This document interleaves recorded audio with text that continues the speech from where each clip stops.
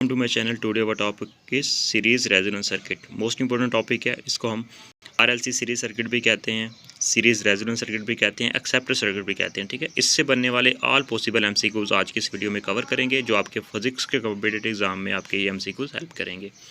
तो let's start. Question 1, the value of the resonance frequency in case of the series resonance circuit is given by. ठीक है, तो resonance frequency का formula क्या होता है इन सीरीज रेजोनेंस सर्किट के अंदर?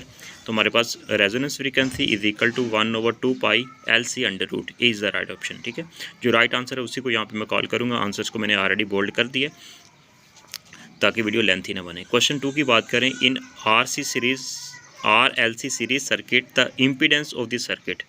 तो RLC सीरीज सर्किट में जो इम्पीडेंस होती है, ठीक है, वो कितनी होती है? तो इसका राइट ऑप्शन है यहाँ पे DR² plus XL minus XC whole square under root. D is the right option. Next question की बात करते हैं, क्वेश्चन 3 की।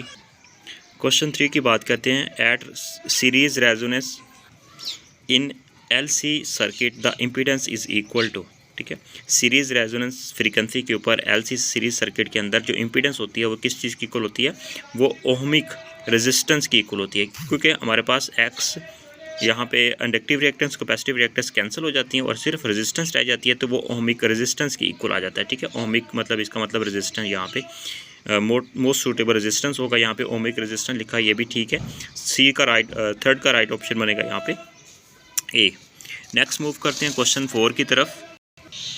Question 4, in any LCR circuit. ठीक है, तो इसके मुताबिक राइट ऑप्शन यहाँ पे क्या है? यहाँ पे ऑप्शन यहाँ पे देख सकते हैं ABCD एंड यहाँ पे ऑप्शन गिवन है। तो इसके मुताबिक जो इसका राइट आंसर बनता है वो हमारे बनता है, तो इसका राइट ऑप्शन यहाँ पे देख सकते हैं कि C भी बन सकता है, लेकिन राइट आंसर इसका, क्योंकि अगर X यहाँ पे L और C एक दूसरे को कैंसिल कर देते हैं, रेजिस्टेंस बच जाती है, और रेजिस्टेंस सर्किट के अंदर हमेशा इन फेज होते हैं। ठीक है, वोल्टेज और करंट। तो अगर हम कंप्लीट सर्किट की बात करें, रेजोनेंस फ्रीक्वेंसी की बात नहीं करते, तो फिर हम कहेंगे कि सम टाइम इंक्रीज हो जाता है और सम टाइम डिक्रीज हो जाता है। ठीक है, इसके मुताबिक इसका राइट ऑप्शन बन जाएगा ये। ठीक है, ये डिपेंड करता है कि फ्रीक्वेंसी रेजोनेंस फ्रीक्वेंसी की बात करेंगे तो डी ऑप्शन होगा, अगर रेजोनेंस फ्रीक्वेंसी की बात नहीं करेंगे तो सी ऑप्शन राइट होगा। क्वेश्चन बात करते हैं 5 की, in RLC series circuit when the frequency of the AC source is high the circuit behave as. जब फ्रीक्वेंसी हाई होगी तो उस वक्त सर्किट बिहेव करेगा RL circuit. B is the right option. Question 6, when capacitive reactance and inductive reactance this condition is called the resonance. C is the right option. Question 7, the impedance of the circuit at the resonance frequency is. Resonance frequency के ऊपर impedance circuit की क्या होगी? तो इसका right option बनेगा resistance के equal होगा 1 आएगी, बेसिकली 1 आता है इसका right option D. Question next 8, in series resonance circuit the current at the resonance is maximum. ठीक है, ए is the right option. Question बात करते हैं 9 की, in general series resonance circuit is set to be the resonance if. ठीक है, general resonance circuit जो होगा वो रेजोनेंट होगा कब? जब इंडक्टिव रिएक्टेंस और कैपेसिटिव रिएक्टेंस बराबर हो जाते हैं, इक्वल हो जाते हैं। तो राइट ऑप्शन बनेगा इसका D. Question 10, when the frequency of the RLC series circuit is increase the impedance of the RLC circuit is decrease. B is the right option. Question 11, acceptor circuit are the series resonance circuit, जैसे कि मैंने start में बताया, इसको acceptor circuit भी कहते हैं। Question 12, in RLC series circuit the phase angle between the XL and the XC capacitive reactance inductive reactance. ठीक है, इनके दरमियान फेज एंगल कैसे कैलकुलेट करते हैं? तो इसका राइट ऑप्शन बनता है 180 का फेज डिफरेंस होता है। ठीक है, तो यहाँ पे पाई भी इसको हम लिख सकते हैं, D is the right option. Question 13, in RLC series circuit at resonance impedance equal to.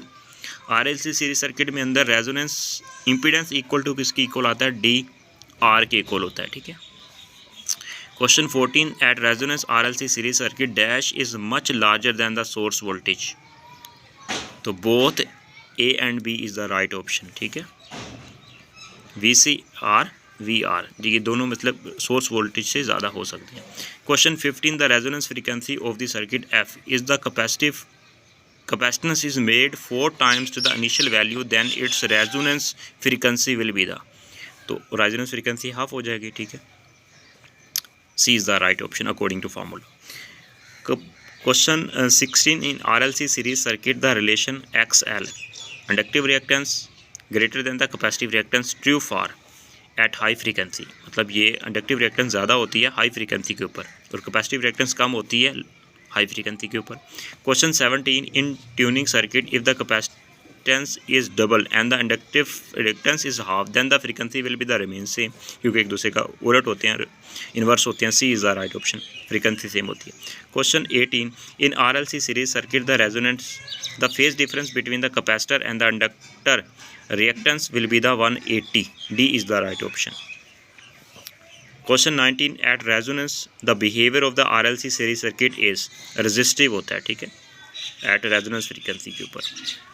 Question 20, the unit of the LC under root second, time के यूनिट होते हैं, ये लास्ट टाइम PPSC के कम्पिटिटिव एग्जाम में पूछा हुआ था, second.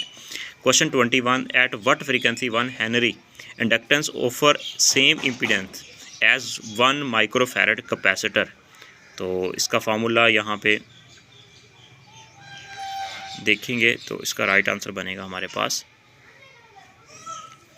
Calculate इसको कर लीजिएगा, ठीक है। ये हमारे पास फार्मूला हम यूज़ करेंगे यहाँ पे, inductive reactance XL is equal to 2 pi FL, उसकी वैल्यू यहाँ पे पुट करेंगे तो इसका आंसर आ जाएगा 22। In resonance circuit of the frequency 1000 kilohertz which with inductor of 5 milli henry the capacitance will be the, ठीक है।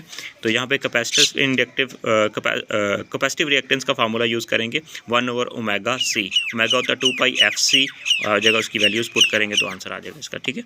तो नेक्स्ट हम लेके चलेंगे पैरेलल रेजोनेंस सर्किट से रिलेटेड ऑल पॉसिबल MCQs को। तो किसी भी तरह की अगर क्यूरी होती है कि उस बात समझ नहीं आती तो कमेंट सेक्शन में कमेंट किया करें और वीडियो को लाइक करके शेयर ज़रूर किया करें। Thank you.